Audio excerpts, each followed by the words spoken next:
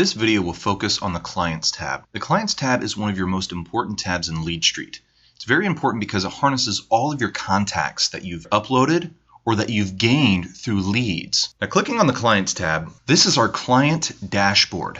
This is where we're going to be able to see a list of pages of clients. It will show all the clients that we have up to this point. Now, a few key icons I want to make sure everyone is aware of. We have our All Contacts, which will view all contacts, of course. Our asterisk icon will show new clients. As you see down here in my contacts, I have 2 new clients, which happen to be the same. Right here where it shows the web clients, the computer with the Wi-Fi signal lets you know that those are web clients that have come in through one of our affiliated websites. Remax.com, global.remax.com, the Remax Collection, remaxcommercial.com, or one of our agent sites and also our office site. Office sites and agent sites through LeadStreet are lead generating websites. Now, we can also upload anybody we wish. Show non-web clients. If you see a business card next to a client, such as this client right here, that means that you cannot view that client's activity, such as a web client. When a web client comes through the web, we're able to see the listings and forms that the client has filled out.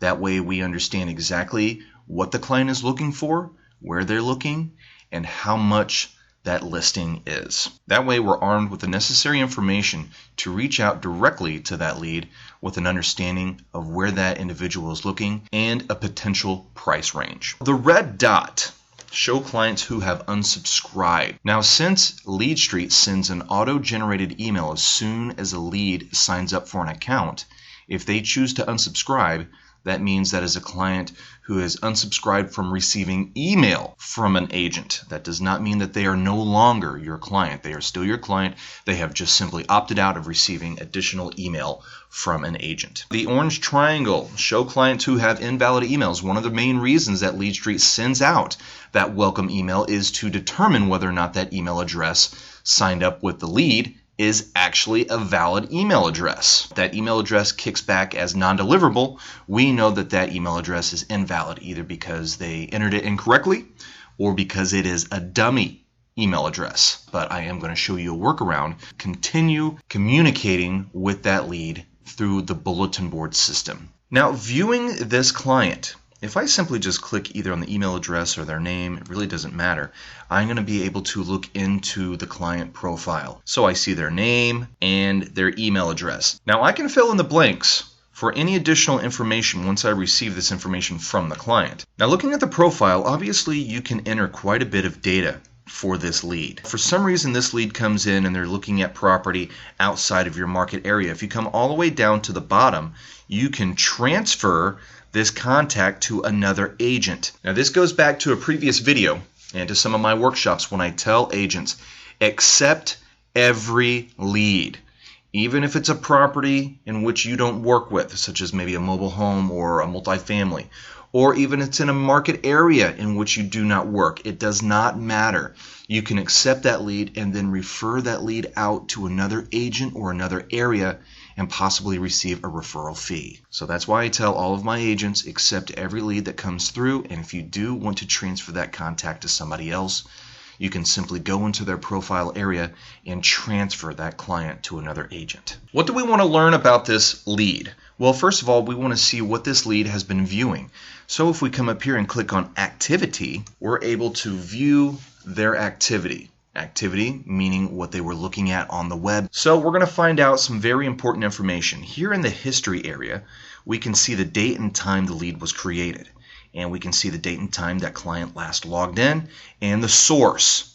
Now it says agent website, and I want to be clear on this. Agent website means your LeadStreet website. Every single Remax agent who has a LeadStreet account has a free agent website. Now when somebody comes onto that agent website and they sign up for an account, that lead will come to you and only you. That's very important to remember. Source type, okay? They requested an appointment, which means that they requested additional information. So that is considered a hot lead. Otherwise, most of the source types say listings. That means that they came through a specific listing that they wanted to inquire. Activity summary, looks like they did not save any searches or run any searches, but they did submit a form. Now typically whenever a client submits a form, it's asking for more information about a property or asking to view the property. So if we scroll down to the bottom of the page where it says Forms Submitted, if I click on Open, here's the information. It shows the listing number, a picture of the listing itself, and the customer information. Listing information: price, address. Client information: I would like to request a showing. So we're going to be able to find out quite a bit of detail if somebody does submit a form, because that allows us to see their name, their email address, which again we know is the unique identifier, and we actually get to see the listing number, which if we click on the listing number itself, it's going to open in a new window and show us all the information about that listing.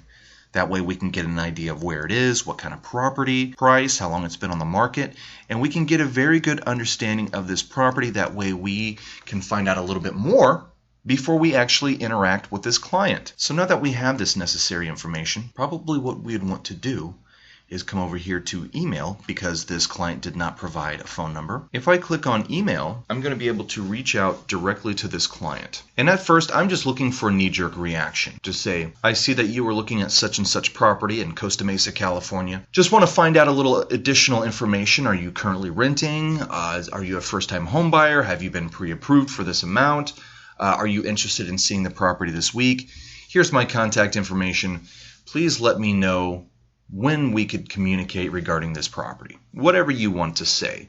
But again, in our first stages of communication, if we only have an email address, we're really just looking for a knee-jerk reaction to find out a little bit more information about this client, where they are in terms of buying a home, if they're selling, if they're renting, if they're a first-time home buyer. Again, the more information we can get from this lead, the better. But if they're only giving us the bare bones, first name, last name, and email address, then we are going to have to contact this lead until they reach back out to us. Now, statistically speaking, it's best to reach out to a lead roughly 6 times within a 48-hour period.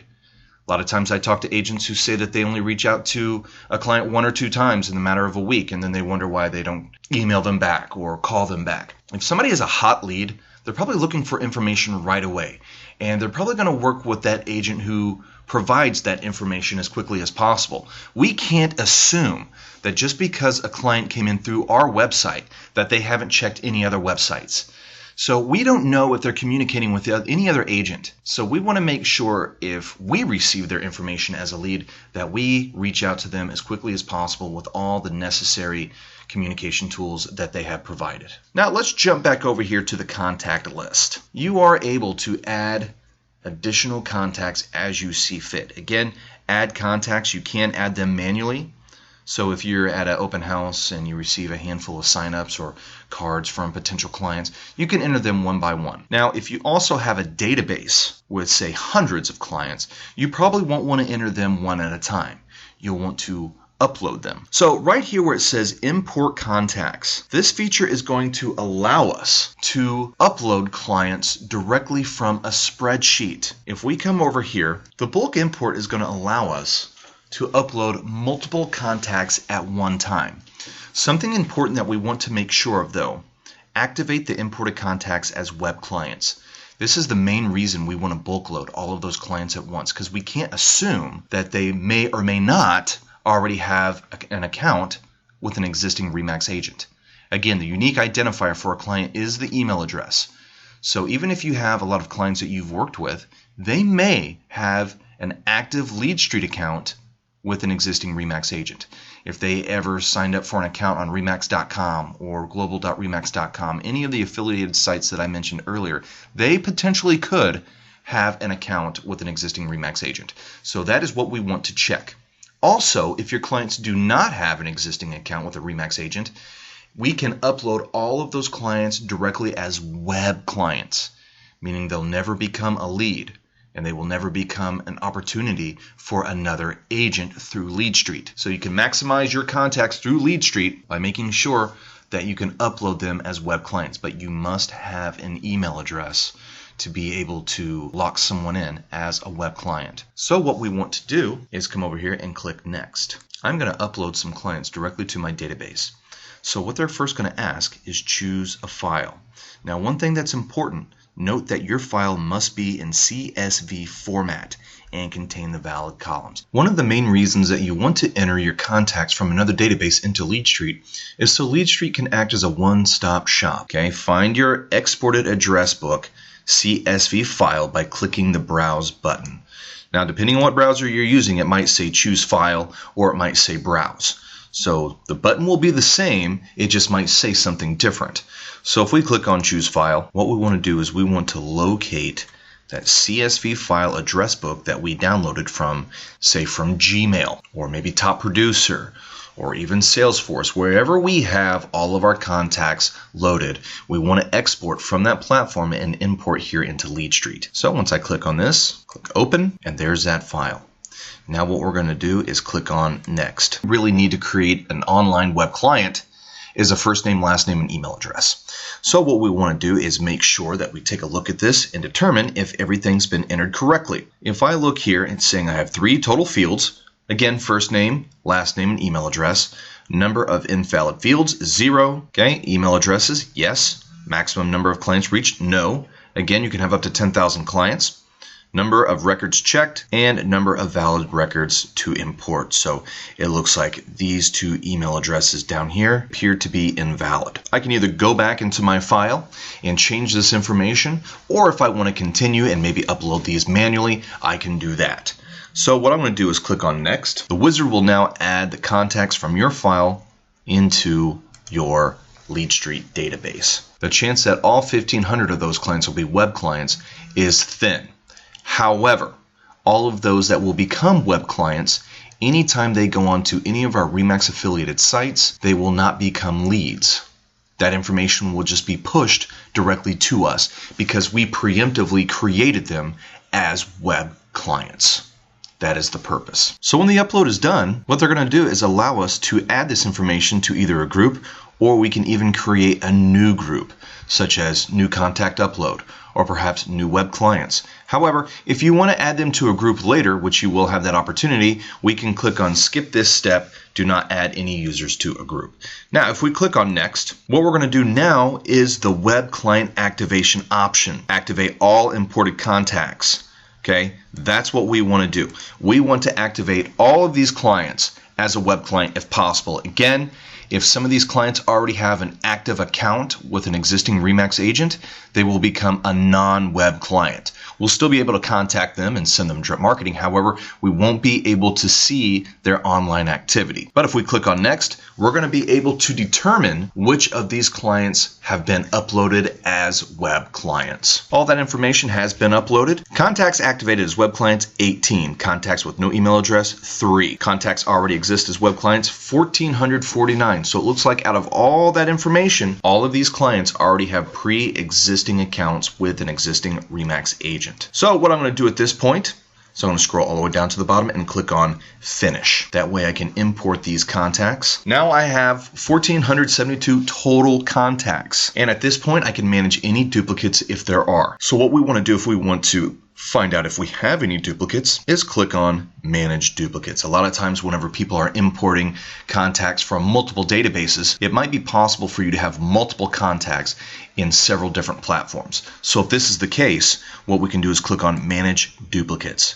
And this is going to identify if we have any duplicates. And here we go. So what we want to do at this point is we want to merge these duplicates. So if I click on Merge Duplicates, click on OK, and now we have no more duplicates.